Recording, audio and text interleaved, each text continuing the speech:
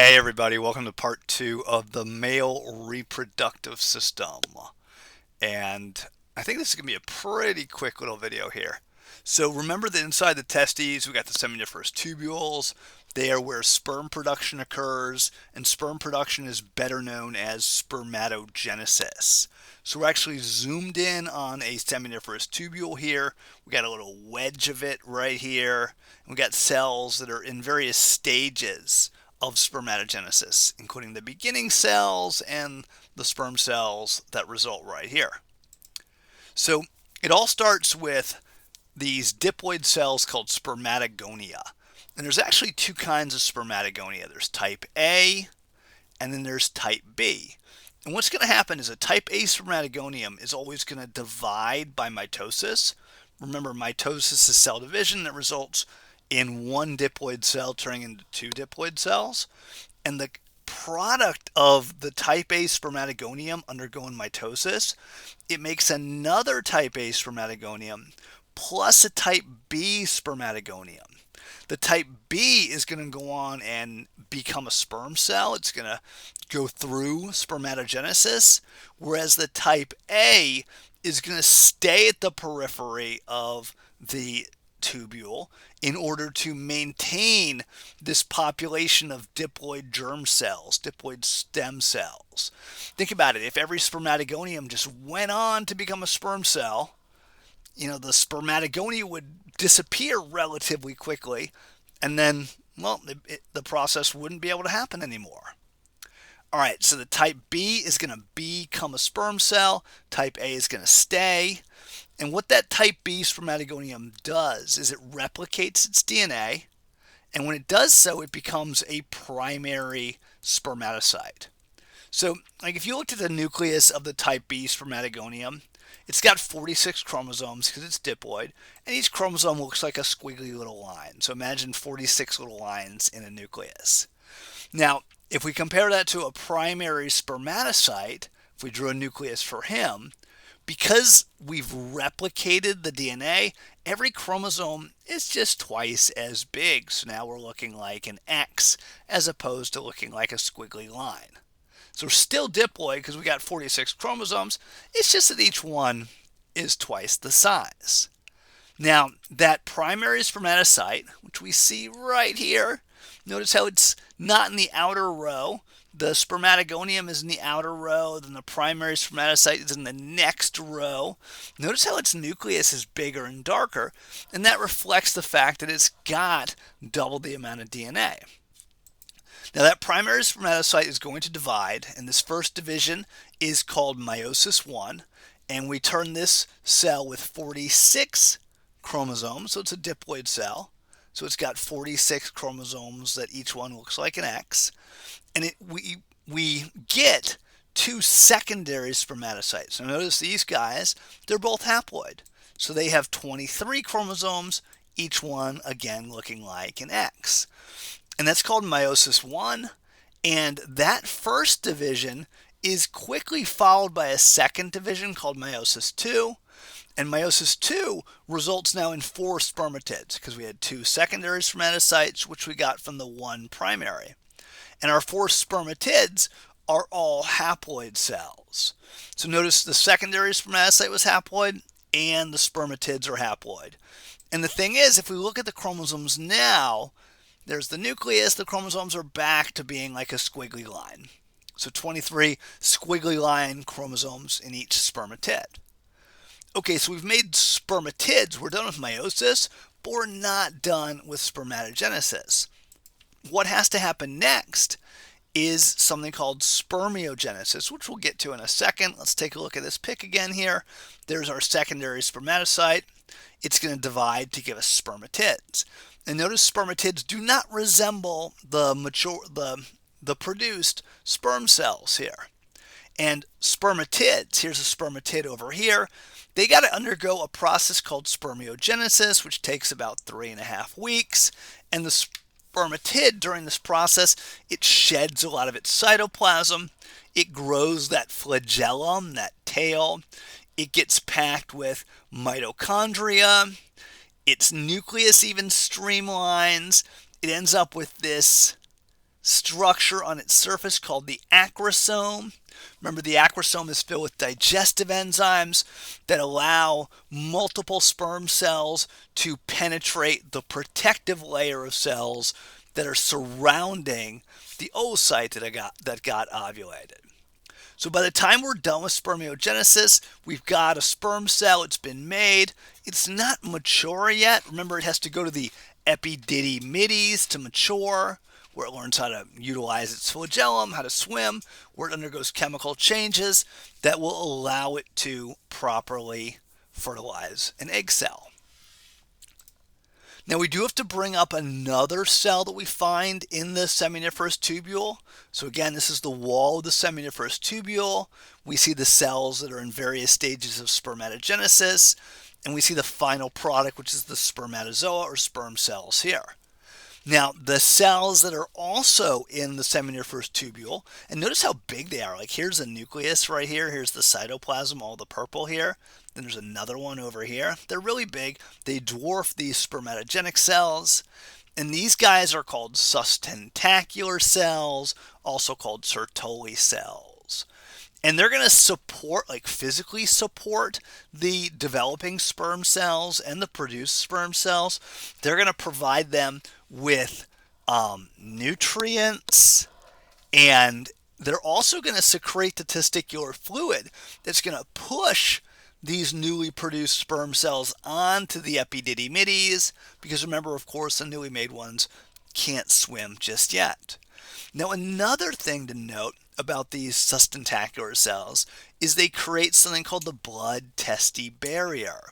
So notice there is a tight junction between these two sustentacular cells here, and this tight junction is going to prevent any immune cells from traveling from this capillary here, for example, down to the lumen of the seminiferous tubule. Now, why would we want to prevent immune cells from doing that? Well, realize that the immune cells all developed, by infancy, by toddlerhood. Remember, the thymus was most active in the fetus and the infant, and T and B cell development and maturation were happening at those points. So if immune system cells were to, quote unquote, see the sperm cells, they would most likely see them as being foreign. And what do we do to foreign things? We kill them.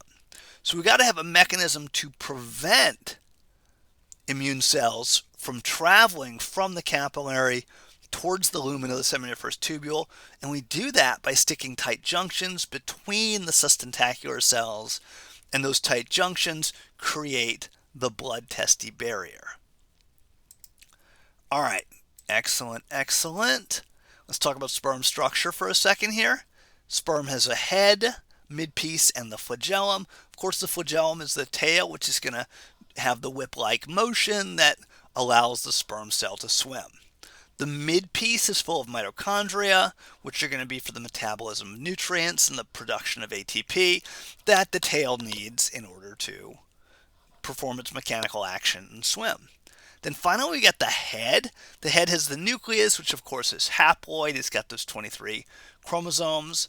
And then we got the acrosome, which we mentioned earlier. The acrosome is a modified lysosome. It is filled with digestive enzymes. And upon approach towards the egg cell and its surrounding supporting layer of cells, the acrosome bursts open. The digestive enzymes are released, and they help digest a path through which a sperm cell can travel and fertilize the egg cell. All right. Another topic, next topic, this might be the second to last one, I think, is the male hypothalamus pituitary gonadal axis. And so this is referring to the three organs that are going to produce hormones that impact the male reproductive system, male reproductive processes. So it's called the HPG axis, and H stands for hypothalamus, P for pituitary gland, and G for gonad. And of course, the male gonad is the testes. Okay, so let's start by looking at the hypothalamus. About every 6 hours or so, the hypothalamus releases GnRH, which stands for gonadotropin releasing hormone.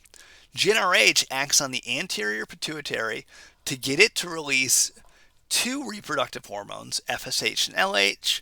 Remember, we met FSH and LH in the female repro system. That's where their names derive. FSH stands for follicle stimulating hormone because in females it stimulates the development of ovarian follicles.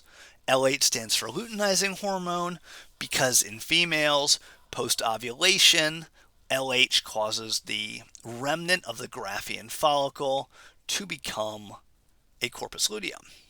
Now, those functions are not at all happening, of course, in the male. FSH acts on the sustentacular cells. It gets them to release a chemical called ABP. ABP stands for androgen binding protein. So it is a protein that binds to and holds on to androgens. And of course, our major male androgen is testosterone. So FSH gets the sustentacular cells to make ABP. Meanwhile, LH acts on the interstitial cells, which we remember are in between the seminiferous tubules. And LH gets those interstitial cells to release testosterone. And the net result that we're going to have here is the ABP is going to concentrate a good amount of the testosterone in the seminiferous tubules so that testosterone stays in the tubules and stimulates spermatogenesis. Meanwhile, most of the testosterone does enter the bloodstream where it stimulates male sexual characteristics, hair pattern, muscle growth, bone growth, libido, all those things. Okay, a couple other things we got to consider. If testosterone levels are rising too high, of course there's homeostatic levels of all these things. So if testosterone goes up too high, testosterone actually causes the pituitary gland to inhibit its release of FSH and LH. And if there's less LH, well, then the interstitial cells will make less testosterone. Now, another homeostatic thing that can happen is spermatogenesis can be going too fast. We don't want to make sperm cells too quickly because they don't have proper maturation time. They'll get ejaculated in an immature state. And so if sperm cells are getting made too quickly, the sustentacular cells release another hormone called inhibin. Inhibin acts up on the hypothalamus, decreasing its GnRH release. If you decrease GnRH, you decrease FSH and LH. If you decrease FSH and LH, you decrease ABP and testosterone, and sperm production declines. All right, so those are all of the important male hormonal pathways and effects that we've got to know. Quick question here: if you were developing a best-selling men's birth control pill, which of these hormones would you want that pill to block? All right, let me know what you get with that. And let's finish up here on this super quick video with some effects of testosterone. So testosterone is responsible for the masculinization of embryonic genitalia. So the embryo up until about week 5 is going to have genitalia that really have not, and I don't even need to say really there, genitalia that have not gone down either the male or female pathway. So for example, the pre-5-week embryo will have a structure called a genital tubercle that can become the clitoris or become the glans penis. The embryo will have a structure called the labioscrotal swelling, which could become the labia majora or could become the scrotum. And what testosterone does is it diverts those structures down the male pathway. Now fast forward, and testosterone causes the pubescent development of reproductive structures, as well as the growth of axillary and facial hair. Testosterone also enlarges the larynx, so it acts particularly on the cartilage in the larynx. It enhances skeletal and muscle mass. It increases metabolic rate. It thickens the epidermis and dermis of the skin. So these are all secondary sexual characteristics that we associate with testosterone. And with that, we are done with video number 2 for the male repro system. I told you it would be quick, and I was not lying or joking at all. So I will see you in the next video. Bye-bye.